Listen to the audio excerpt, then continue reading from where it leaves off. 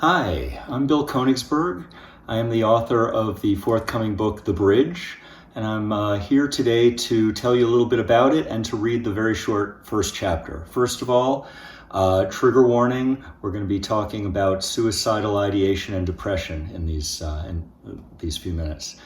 What can I tell you? I'll tell you quickly that The Bridge is about a boy and a girl who meet on top of the George Washington Bridge. They're both there to jump and they interrupt each other.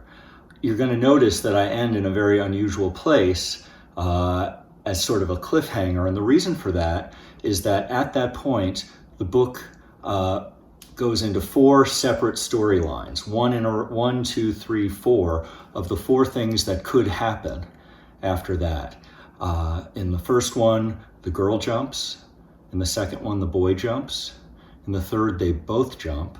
And in the fourth, they both don't jump. And really what this book is about is those moments that those of us who have suffered from depression, as I have, or suicidal ideation have, those moments we think that it wouldn't matter if we were not here anymore.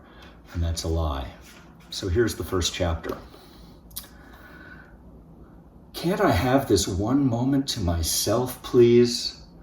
This thought sears in Aaron Boroff's mind as the sobbing girl passes behind him. She's interrupted his solitude as he stares down at the undulating Hudson River from the south side of the George Washington Bridge. He senses her presence as strongly as he feels the concrete walkway shaking frantically below him. He glances right and watches her walk toward New Jersey, head down.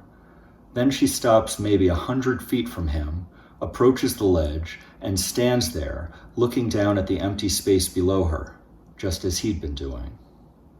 He turns and glares at her. It's hard to see the details from this distance. She's short, with long, jet black hair. Devastated, definitely. Same reason for being here? Probably. He wonders, which one of us is worse off? His gut twists. Her, of course.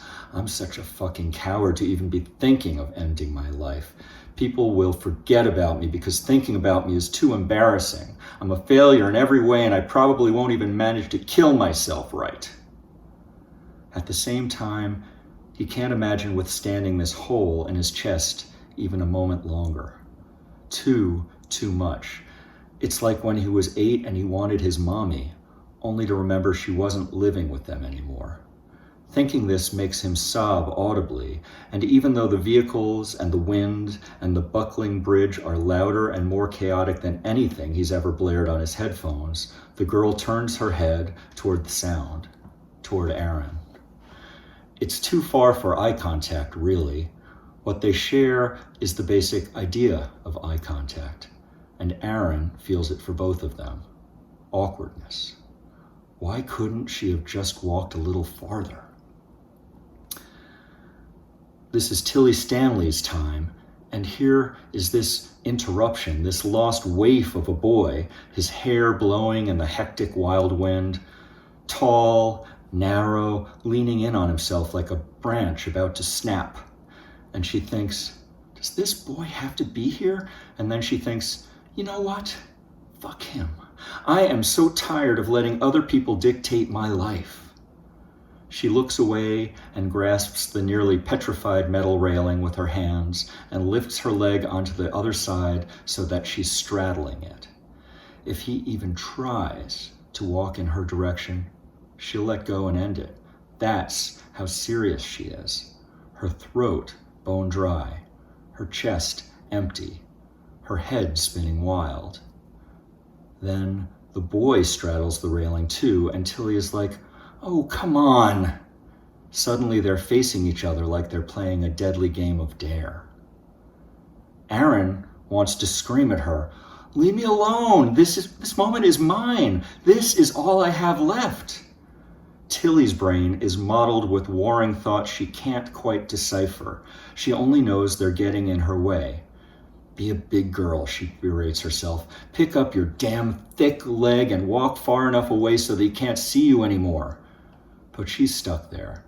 She's too far gone, much too far gone to imagine suffering even one more minute of this life. No.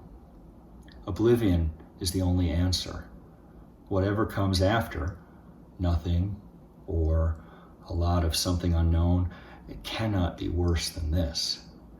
It's time to stop, to end. They remain that way for a few seconds, and then a few seconds more. Eye contact without being able to see each other's eyes. And then, at 3:57 p.m., thank you.